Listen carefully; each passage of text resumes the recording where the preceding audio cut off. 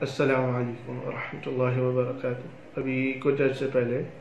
Face بک پہ حسان منصور صاحب نے ہم سے رابطہ کیا تھا اور ہم سے درخواست کی تھی کہ کتاب حیات الحیوان پہ ایک ڈیٹیلڈ اوور ویو ہم آپ کو دیں، تو وہ آپ کی خدمت میں حاضر ہیں۔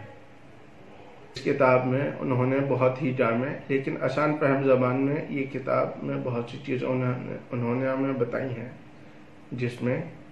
انہوں نے حروف تہجی کے حساب سے حسب معلومات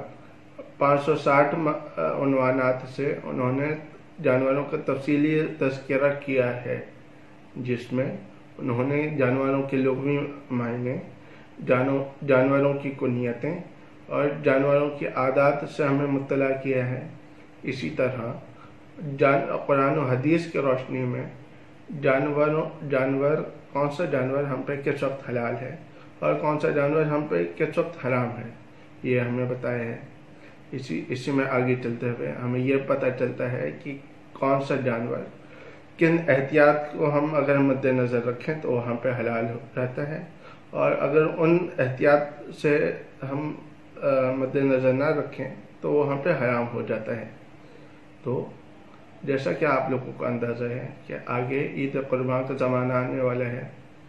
تو اگر ہم بہت سی چیزیں اس سے ہم پڑھیں، سمجھیں، اس کو ہم دیکھیں، تو بہت سی چیزیں ہمیں اس سے پتہ چل سکتی ہیں قربانی کے حوالے سے۔ تو اللہ ہمیں اس سے فائدہ اٹھانے کی توفیق عطا فرمائے، آمین۔ سینے میں تلاقم ہے، دل شرم سے ددکارا، دربار میں حاضر ہے ایک بندہ آوارہ، امید کا مرکز یہ رہے